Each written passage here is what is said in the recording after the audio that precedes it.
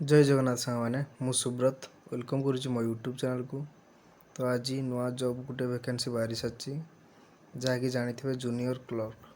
तो आपण मानकर प्रत्येक कॉलेज रे वैकेंसी रही जहाँकि परमानेंट रही। तो ये वीडियो को आपण मैंने प्रथम शेष पर्यंत देखूँ सबकि जानवा पाइपर जहाँकि आपण मानकर क्वालिफिकेशन कौन रही सैलरी केते कौन एग्जाम फी पड़ो कि नहीं आपण मानकर लास्ट डेट केबे रही सिलेबस कौन रही सिलेक्शन प्रोसेस केमती अच्छी। तो चलतु फुल नोटिस को आम भल भाव देखा। तो नोटिस रे कौन देती देखु स्टेट सिलेक्शन बोर्ड जहाँकि higher education department government of Odisha Bhubaneswar. तो आपण मैंने यही वेबसाइट गले एप्लाय करेंगे पीडीएफ पाइपर। तो आपण मानकर डेट देती देखु जहाँकि 9/3/2024 नोटिस बाहरी सारी।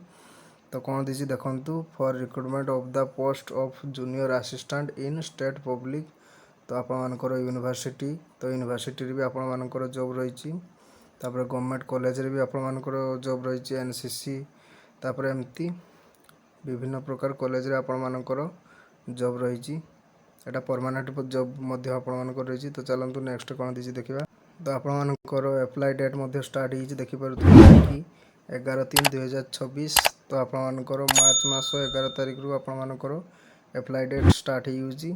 आपण मानकर लास्ट डेट जो रही एप्रिल मास 13 तारिख आपण मानकर लास्ट डेट रोची।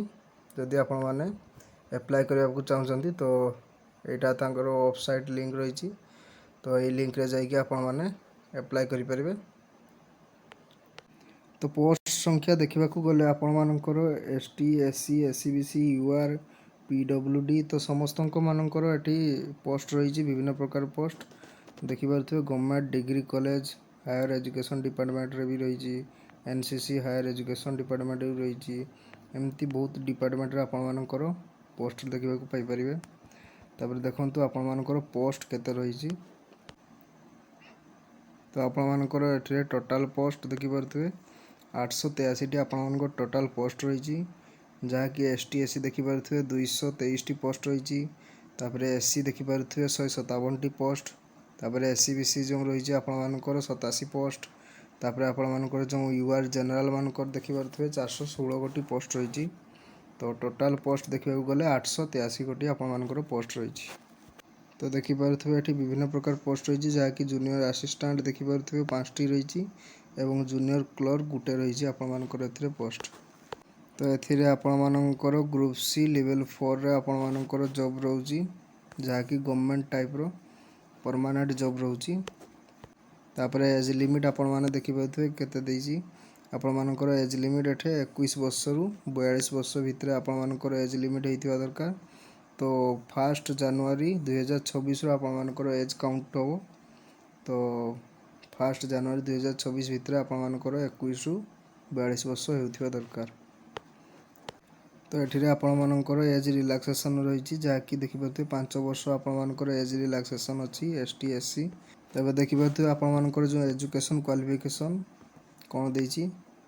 तो आपण मानकर डिग्री थिवा दरकार any degree arts science commerce आपण मानकर जो थिरे भी आपण मानकर डिग्री करिथिबे तो आपण माने एलिजिबल होउछंती। प्लस आपण मानकर कंप्यूटर नॉलेज थिवा दरकार प्लस सर्टिफिकेट थिवा दरकार ताहले आपण माने एठिरे एलिजिबल होउछंती।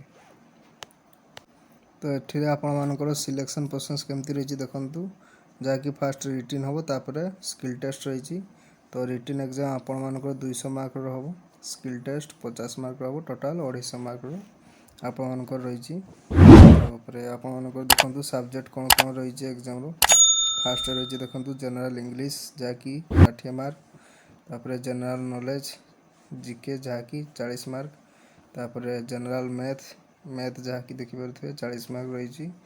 आउ रीजनिंग आपण मानकर 60 मार्क रही। तो टोटाल 200 मार्क आपण मानकर एठी एग्जाम रही फास्ट। तापर आपण मानकर स्किल टेस्ट 50 मार्क एथिरे रही। तो देखिपे सिलेबस भी आपण मानकर देछि जनरल इंग्लिश रो देखिपे सिलेबस। तापर आपण मानकर एटा जीके रो देछि देखिपे सिलेबस। तापर एटा मैथ रो देखिपे सिलेबस। तापर एटा रीजनिंग रो देखिपे सिलेबस।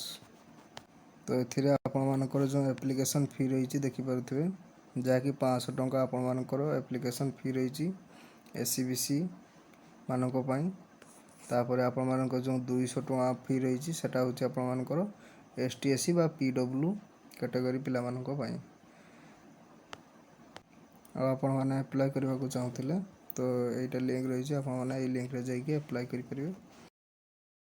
तो आज वीडियो रे एतिक थिला। जदि इन्फॉर्मेशन वीडियो आपण मानको भल लागिथिबो तो लाइक शेयर सब्सक्राइब कर देबे और चैनल को प्रथम करी आस्थिले बेल आइकन को ऑन कर रखिबे जा फल रे किछि भी जॉब रो नोटिफिकेशन बाहरिले सर्वप्रथम आपण माने देखि परिबे। तो रहूची जय जगन्नाथ।